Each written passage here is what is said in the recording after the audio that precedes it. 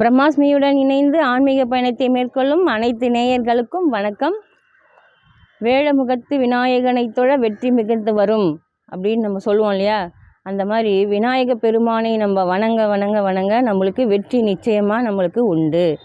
இந்த வருஷம் 2024 ஜனவரி 29 திங்கட்கிழமை நம்மளுக்கு சங்கடஹர சதுர்த்தி வருது.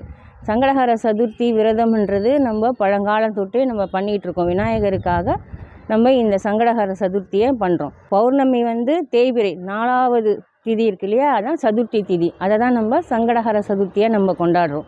இந்த சதுர்த்தி விழாவை விரதத்தை நம்ம மேற்கொண்டு இதனுடைய நல்ல பலன்கள் எல்லாத்தையும் நம்ம அனுபவிக்கணும்னா என்ன பண்ணணும்? விநாயகர் ரொம்ப எளிமையான கடவுள். எல்லா விக்கிரகங்களுக்கும் பார்த்திங்கன்னா சிற்பக்கலைகள் மூலயமா அந்தந்த ஆகமப்படி அந்தந்த தெய்வ உருவங்களை வடிவமைப்பாங்க. ஆனால் விநாயகரை பொறுத்த வரைக்கும் அந்த விதமான ஒரு கட்டுப்பாடே கிடையாது. எந்த விதமான ஒரு சாஸ்திர சம்பிரதாயங்களோ அதுக்கு இல்லை. அப்படியே ஒரு சாணத்தில் எடுத்து பிள்ளையார் பிடிச்சி வைக்கலாம், மஞ்சள் எடுத்து ஒரு பிள்ளையார் பிடிச்சி வைக்கலாம்.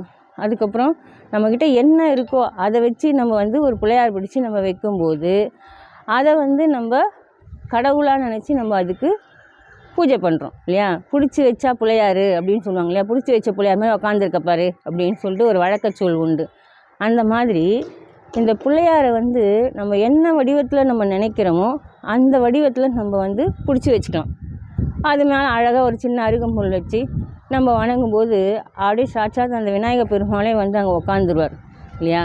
அந்த மாதிரி ஒரு எளிமையான கடவுள். ரொம்ப பெரிய பெரிய புஷ்பங்கள்லாம் கூட அவருக்கு நம்ம சாத்தி நம்ம வணங்கணுன்ட்டு இல்லை. சாதாரண அருகம்புல் தத்துவமே பெரிய ஒரு தத்துவம். இந்த அருகம்புலுக்கு நம்ம எந்த விதையோ இல்லை ஒரு செடி மாதிரியோ நட்டு வைக்க வேண்டிய அவசியம் இல்லை. அது தானாக வளரக்கூடிய ஒரு செடி, ஒரு விருட்சம். அது நீங்கள் காஞ்சி போயிட்டால் கூட சும்மா லேசாக தண்ணி பட்டாலே அது திருப்பி துளுத்து பசுமையாக வளரக்கூடிய ஒரு இது. அந்த தத்துவத்தில் தான் நம்ம விநாயகருக்கு அந்த அருகம்புல்லை ரொம்ப முக்கியமான ஒரு என்ன பிரசாதமாக அவருக்கு மாலையாக நம்ம சாத்துறோம். இது இல்லாமல் நம்மளுக்கு விநாயகருக்கு என்னென்னலாம் நம்ம மாலைகள் சாத்தலாம் அப்படின்னா, நம்மளுக்கு வழக்கமாக இருக்கிற அந்த எருக்கம் செடியில் வர அந்த எருக்கம் பூ இருக்கு இல்லையா? அந்த பூவை நம்ம மாலையாக சாத்தலாம். இது இல்லாமல் தேங்காய் மாலை, வாழைப்பழத்துலேயே கட்டி மாலை போடுவாங்க. இந்த மாதிரி பலவிதமான மாலைகள் நம்ம இந்த சங்கடஹர சதுர்த்திக்கு விநாயகருக்கு அர்ப்பணித்து அவருடைய பரிபூர்ண அனுகிரகத்தை நம்ம பெற்றுக்கொள்ள முடியும்.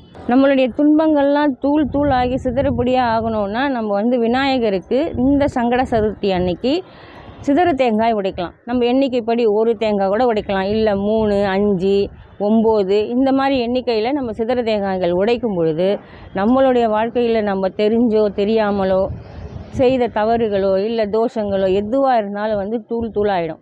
அதே மாதிரி இந்த கேது பகவான் ஏற்படுகின்ற அந்த தோஷங்கள் இருக்குது பார்த்திங்களா?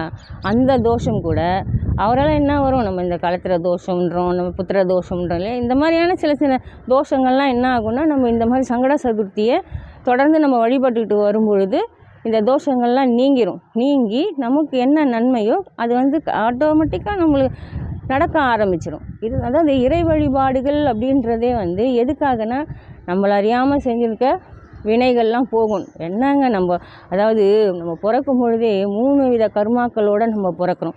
என்ன? நம்ம முற்பிறவியில் செஞ்சுட்டு வந்த கர்மா. நம்ம நல்லது செஞ்சோமா கெட்டது செஞ்சோமா என்ன செஞ்சோன்றது நமக்கு தெரியாது. அதோடு நம்ம பிறக்கிறோம். இது ஒரு கர்மா. 2வது நம்ம அப்பா அம்மா முன்னாடி செஞ்ச கர்மாக்கள் சரியா? அந்த கர்மாக்கள் அவங்க என்னென்ன செஞ்சுருக்காங்க அப்படின்ற நல்லது கெட்டது இதெல்லாம். இது 2வது கர்மா. 3வது பார்த்திங்கன்னா, நம்ம இப்போ என்ன செஞ்சுக்கிட்டு இருக்கோம்? நம்ம தெரிஞ்சு செய்கிறோமா தெரியாமல் செய்கிறோமா, இல்லை எப்படி செய்கிறோம் என்ன செய்கிறோம்? நம்ம பேசுகிறதுனால ஒருத்தரை துன்பப்படுத்துகிறோமா, இல்லை செய்கையினால் துன்பப்படுத்துகிறோமா? இப்படி நம்மளை அறியாமல் நம்ம செய்வோம், தெரிஞ்சும் செய்வோம். இந்த மாதிரியான 3 கர்மாக்களை தான் நம்ம சுமந்துக்கிட்டு வரோம். இந்த கர்மாக்கள்லாம் நம்ம குறைச்சிக்கணும் அப்படின்னு சொன்னால் இது சுத்தமாக தீருமான்றது தெரியாது.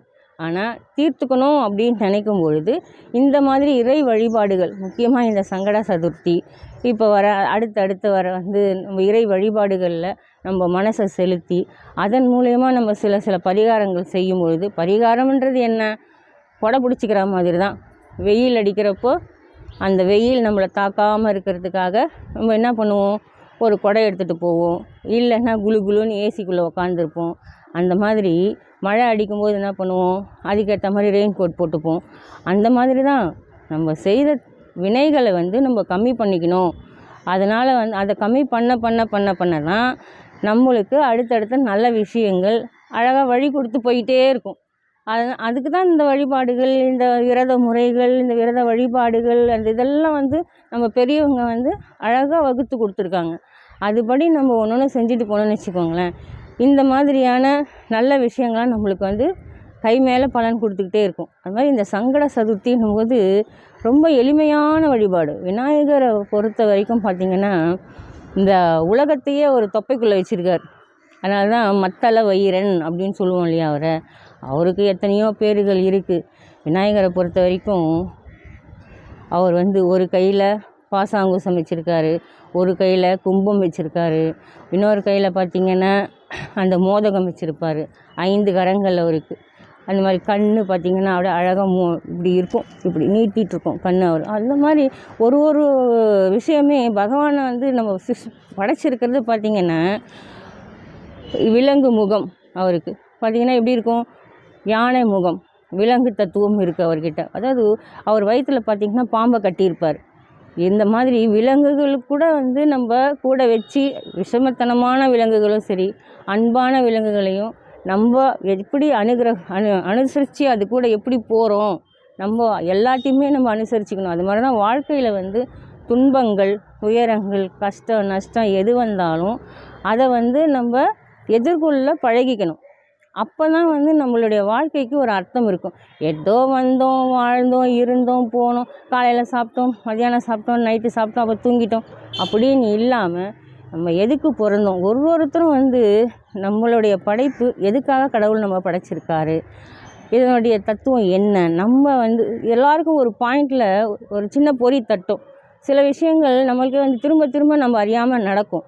அப்போ அந்த விஷயத்துக்கு தான் நம்மளை வந்து கடவுள் படைச்சிருக்காரு அப்படின்னு வந்து அதை நினச்சி அதிலேருந்து நம்மளுக்கு என்ன முன்னேற்றம் வரும் அப்படின்னு ஒரு சின்ன இது மூலம் தான் நமக்கு வந்து கடவுள் வந்து புரிய வைப்பார். அதை வந்து நம்ம பிடிச்சிக்கணும். அதை பிடிச்சிக்கிட்டு வந்து நம்ம அதுலேருந்து மேலே ஏறி வந்துக்கிட்டே இருக்கணும். ஒரு கொம்பை வந்து ஊன்றி இருக்கிற இடத்துல இந்த கொடி எப்படி படருதோ அந்த மாதிரி தான் அந்த கொடி படறதுக்கு அந்த கொம்பு வந்து ஒரு சப்போர்ட் தேவை இல்லையா.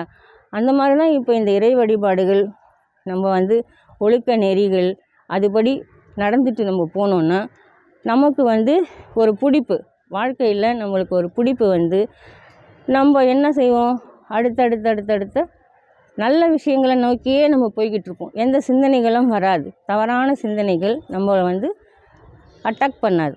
அந்த மாதிரி இந்த மாதிரி சங்கட சதுர்த்தி விரதம் வந்து இருக்கிறது.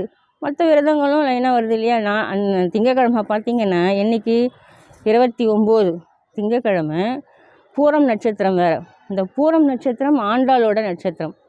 உங்களுக்கு எல்லாம் தெரியும் இல்லையா, மகாலட்சுமியோடைய அவதாரம் நம்ம ஆண்டாள் நாச்சியார்.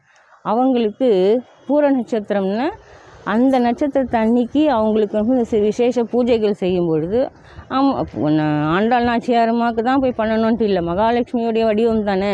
அப்போது மகாலட்சுமியோடைய பூஜைகள் நம்ம வீட்டில் பண்ணும்போது அதுக்கு உண்டான நல்ல பலன்கள் வந்து நமக்கு கிடைக்கும். ஒரு சில நேரத்தில் பார்த்திங்கன்னா இந்த பூரம் நட்சத்திரம் அன்னைக்கு தான் கோயில்கள்லாம் வந்து அம்பாளுக்கு, மகாலட்சுமி தாயாருக்கு, இவங்களுக்கெல்லாம் வந்து வளையல்லாம் சாத்துவாங்க. ஏன், ஆடிப்பூரம்ன்றது அந்த ஆடிப்பூரம் வருது இல்லையா. அப்போ என்ன பண்ணுவோம், நம்ம அம்மனுக்கு வளையல் காப்புலாம் போடுவோம் இல்லையா. வளையல் காப்பு எதுக்கு பண்ணுறோம், நமக்கு சீமந்தம் வளைகாப்பு பண்ணுற மாதிரி. இப்போ நம்ம வீட்டில் இந்த மாதிரி குழந்தை பேர் வேணும் அப்படின்னு இருக்கவங்க ஒரு பூர நட்சத்திரம் அன்றைக்கே நம்ம என்ன பண்ணலான்னா இந்த அம்பாளுக்கு இல்லை மகாலட்சுமி தாயாருக்கு நீங்கள் கோயில் போயிட்டு என்ன பண்ணலாம், அந்த வளையல் வாங்கி கொடுக்கலாம். அப்படி இல்லையா வளையலில் மாலை கட்டி போடுங்க. ஆடிப்பூரம் அன்றைக்கி தான் நம்ம பண்ணணுன்ட்டு இல்லை, வெள்ளிக்கிழமை அன்றைக்கி தான் பண்ணணுன்ட்டு இல்லை.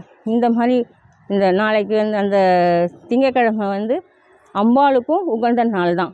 அதனால் நீங்கள் என்ன பண்ணுங்கன்னா, இந்த ஆடிப்பூரம் திங்கக்கிழமை விநாயகருக்கு உகந்த நாள், சங்கடஹர சதுர்த்தி, இப்படி வந்து இப்போ இந்த காலத்து பாஷையில் சொல்லணுன்னா ஒரு காம்போ அப்படின்னு சொல்லுவாங்க இல்லையா, ஒரு காம்போ ஆஃபர் கொடுக்குறாங்கன்னு, அந்த மாதிரி தான் இது. இதை வந்து கேட்ச் பண்ணி நல்லா பிடிச்சிக்கோங்க. பிடிச்சிக்கிட்டு அம்பாளுக்கு வந்து அந்த வளையல் மாலையோ இல்லை வளையலோ நீங்கள் வாங்கி கொடுக்கும்போது உங்கள் வீட்டில் சீக்கிரமே குழந்தை வாக்கிய சத்தம் கேட்கும். அதை அம்பாள் கண்டிப்பாக வந்து உங்களுக்கு கொடுப்பா. இந்த மாதிரி இந்த சங்கடஹர சதுர்த்தியை நல்லா சிறப்பாக வழிபாடுகள் செஞ்சு விநாயகருடைய அகவல் படிங்க. விநாயகருடைய இது இருக்குது, கவசம் இருக்குது, விநாயகர் கவசம் இருக்குது, அதை படிங்க. விநாயகர் பஞ்சரத்னம் இருக்குது, அதெல்லாம் வந்து ரொம்ப ரொம்ப அருமையாக இருக்கும். கேட்குறதுக்கே வந்து காதில் அவ்வளோ ஒரு சந்தோஷமாக ஒரு மன நிம்மதியை கொடுக்கும். நம்ம வந்து மற்றதெல்லாம் சந்தோஷம்னு சொல்லுவோம், ஆனால் இந்த ஆன்மீகத்தை பற்றி பேசும்பொழுது நம்மளுக்கு மன நிம்மதி கிடைக்குது அப்படின்னு சொல்லுவோம் இல்லையா. இதுலேருந்து மனசு வந்து ரொம்ப லயிச்சு நிற்கிற எதுன்னு பார்த்திங்கன்னா, இடம் எதுன்னா இந்த ஆலய வழிபாடு தான். ஆலய வழிபாடு நம்ம வீட்டில் பூஜை செய்யும் பொழுது நமக்கு வந்து ரொம்ப சந்தோஷத்தை ஏற்படுத்தி கொடுக்கும். நம்மளுக்கே வந்து இன்றைக்கி நல்லா திருப்தியாக பூஜை பண்ணோம்ப்பா, நம்ம நல்ல ஸ்தோத்திரம்லாம் சொன்னோம், நிறைய சாமி பாடல்கள்லாம் பாடினோம், சாமி பாடல்கள்லாம் நம்ம கேட்டோம். அதை கேட்கும்போது நம்மளுக்கு ஒரு பாசிட்டிவ் வைப்ரேஷன் கிடைக்கும். சோர்ந்து இருந்த உள்ளம் வந்து உற்சாகமாக இருக்கும். அப்போ உற்சாகமாக இருக்கிற உள்ளத்தில் என்ன செய்வோம், எல்லாரையும் நம்ம சந்தோஷமாக வச்சுப்போம். அந்த மாதிரி இந்த சங்கடஹர சதுர்த்தியை நீங்கள் வந்து சிறப்பாக வழிபாடு பண்ணுங்கள். வீட்டில் வந்து விக்கிரகங்கள் இருக்கா, அதுக்கு வந்து அபிஷேகம் பண்ணுங்கள். சாயந்தரம் தானே எல்லாம் அழகாக ஈவினிங்கில் வந்து நம்மளுக்கு நிறைய டைம் கிடைக்கும். காலையில் பண்ணணுன்னு தான் உங்களுக்கு கஷ்டம், ஈவினிங் டைம் தான். அதனால் பசங்கள்லாம் ஸ்கூல்லேருந்து வந்துடுவாங்க, வந்துட்டு அவங்களுக்கு டிஃபன் எல்லாம் கொடுத்துருங்க. பசங்களையும் கூட வச்சுக்கோங்க. இந்த குட்டி பசங்களுக்கெலாம் வந்து இந்த தோப்பு கர்ணம் போட சொல்லிக் கொடுங்க.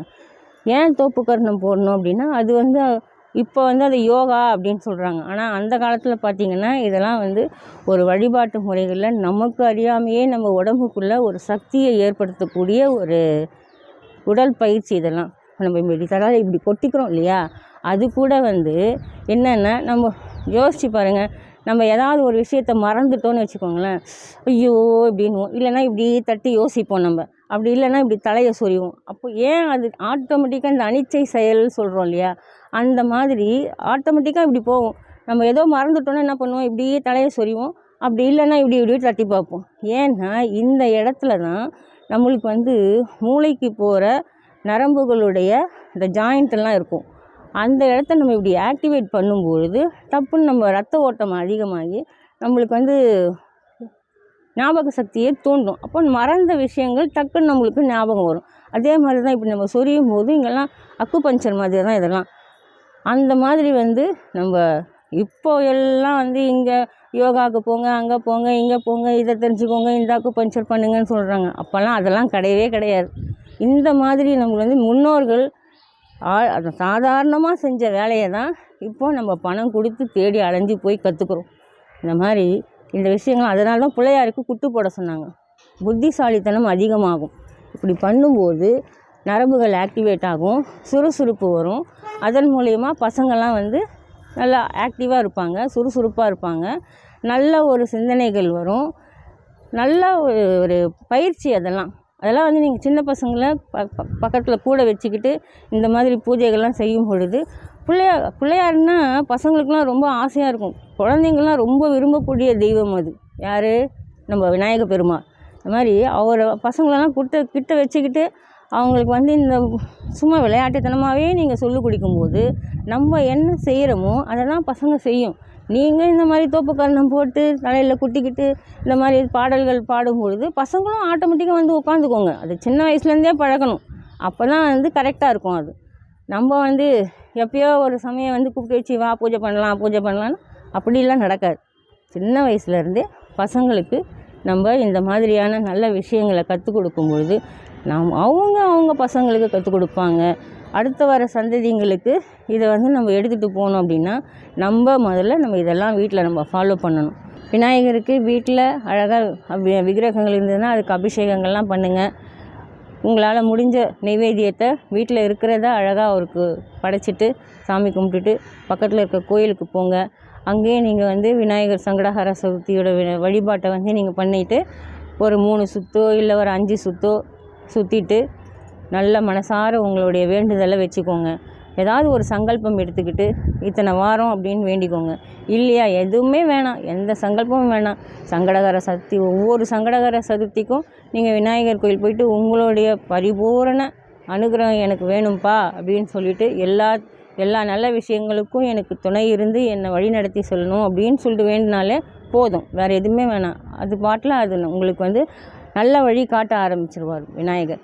அதனால் அழகாக இந்த சங்கடகர சதுர்த்தியை நல்லபடியாக கொண்டாடுங்க, நல்லபடியாக வழிபாடு பண்ணுங்கள்.